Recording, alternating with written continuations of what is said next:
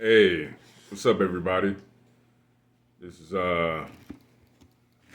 Michael dialing in for you for the site Comedic EFI Spiritual Cultivation System. Um, we've been doing great with our classes. We haven't posted that many videos lately, but we do it every other Sunday. Sometimes we just do well, not mostly, but rituals here and there, and to for prosperity, healing, protection, good health, uh, family guidance, stuff like that. But today I will be speaking on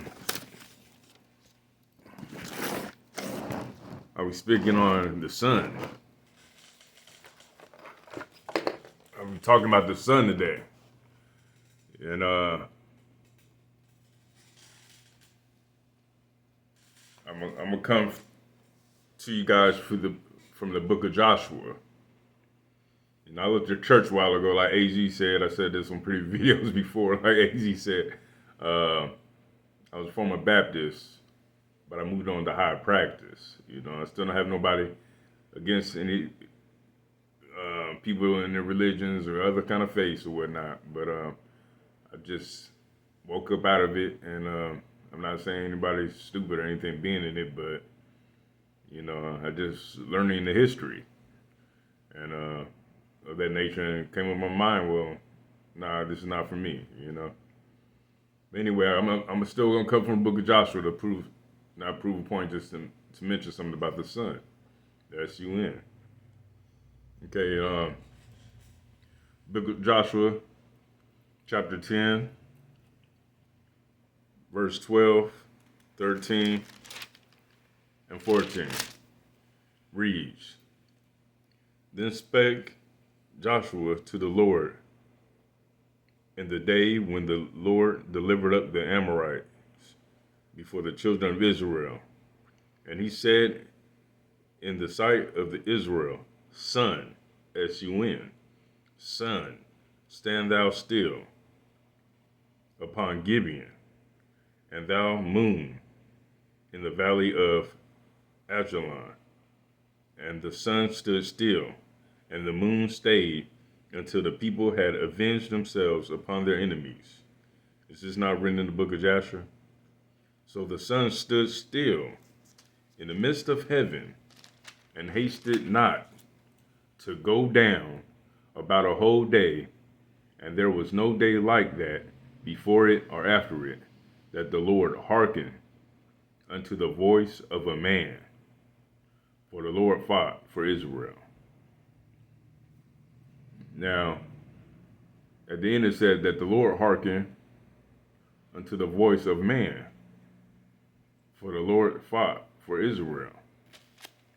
So to me, it's clearly saying that the sun listened to man, or that the sun in this verse scripture is the Lord. Because I can read it again.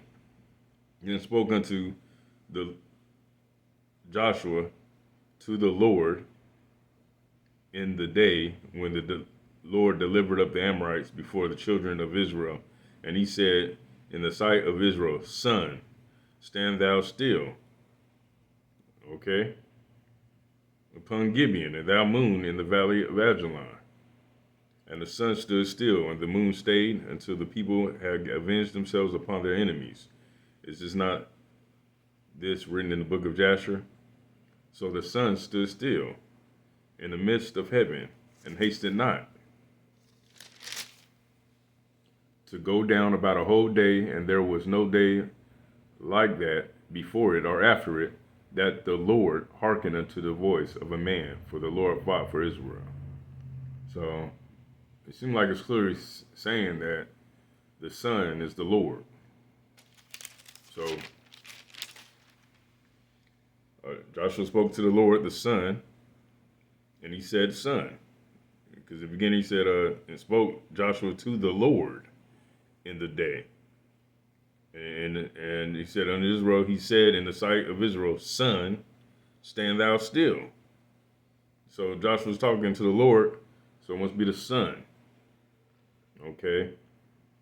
Now they had something against Akhenaten when he was kicked out of Egypt, and he left with a group of people, followers, people they call it Akhenaten, and his followers became the Hebrews.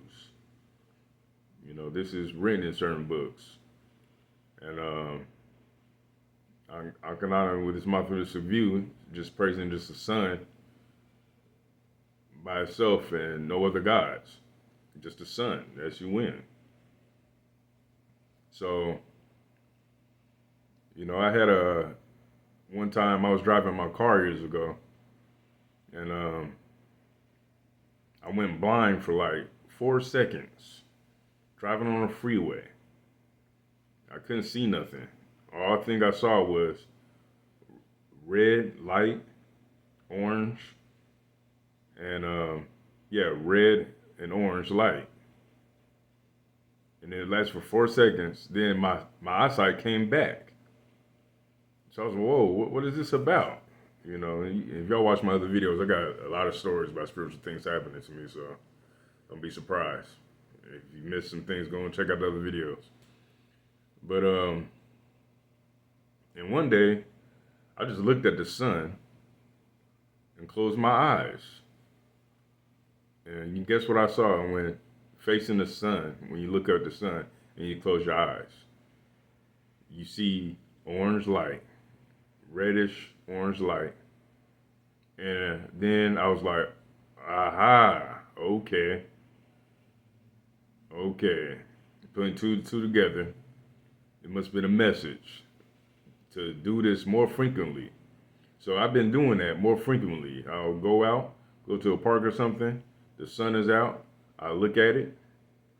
Sometimes I look at it, then I see like a blue glow around it, you know, halo glow around it, around the edges. And then I close my eyes, then let that orange, reddish light, it starts to amberate and becomes brighter, red, and then it just comes like brighter, sometimes even white. Like the sun is communicating with me, you know. And I asked the sun to give me healing, give me power, give me strength, you know. Heal my body if it's ill and I don't know whatnot. And of course, let it give me that vitamin D. So, and it seems like the sun is doing some communication through me like that. So, if y'all want to test it out, go out, look at the sun, close your eyes, and you'll see that orange and red light. And the other day, before it goes like orange and red, then sometimes white. Um, the other day, I looked at it and closed my eyes. Then it was red and blue. There was blue light in the middle, blue. It kind of looked like one of those universe pictures of when you see blue in the universe, in the space, like a galaxy being formed or gases, like blue in the middle and red around it and pink. And it looked just like one of those galaxy pictures. So that was a shocker. Like, oh, I guess we are part of the universe. So, and also I think the sun could be a spirit, you know, and it must have to be alive because anything else that you make to burn, how can I say, to burn, to be lit like a match or anything that burns, it only lasts for a little bit of time, and then it's no more. You know what I mean? It goes out. But for the sun to be still going and having some kind of fuel to still be pumping out millions and millions of years, uh, it has to be alive. It cannot just I don't know unless it's recycling some kind of fumes or gas to keep lit. You know what I mean? And the way what I just said, it doesn't make sense. So, it has to be alive. And think it is alive and connected with the Earth, Earth's core, which is probably like a little miniature sun of lava. And then that's why the Earth is alive. And we just need to treat the Earth better, you know, and respect the sun. And one time I had experience with the sun. Looking at it, I felt cold rays coming from it when I was going through a spiritual thing. Cold rays, not just heat. It was cold. So I was like, how is that possible? So that was another experience.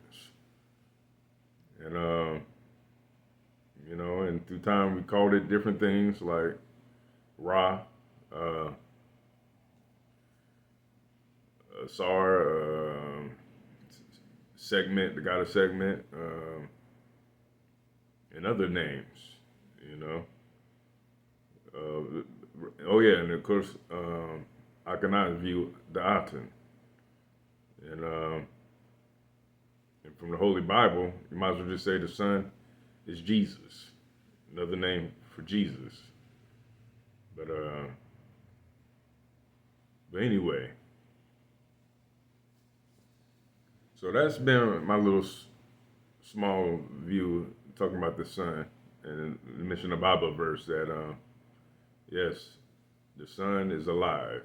The Son is an entity, a being of great importance. And through the Creator of all things, uses it to help us, aid us. And because we are part of the Son.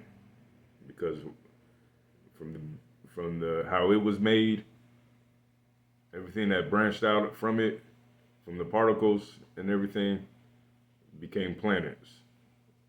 So, and everything that's formed on this earth is pretty much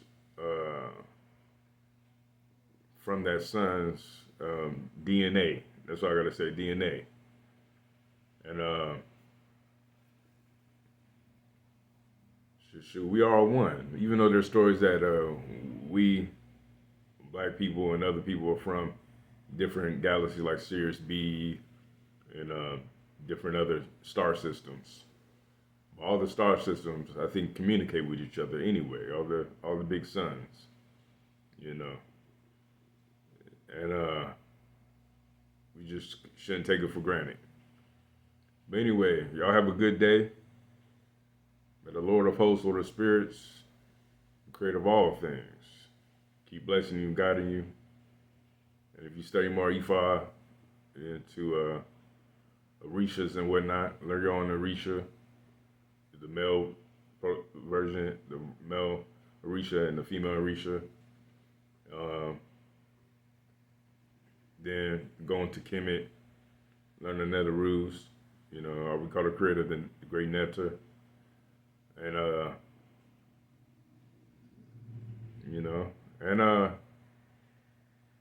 yeah, and just keep striving, and blessings. All right, peace, Uncle Shusaneb, Hotel.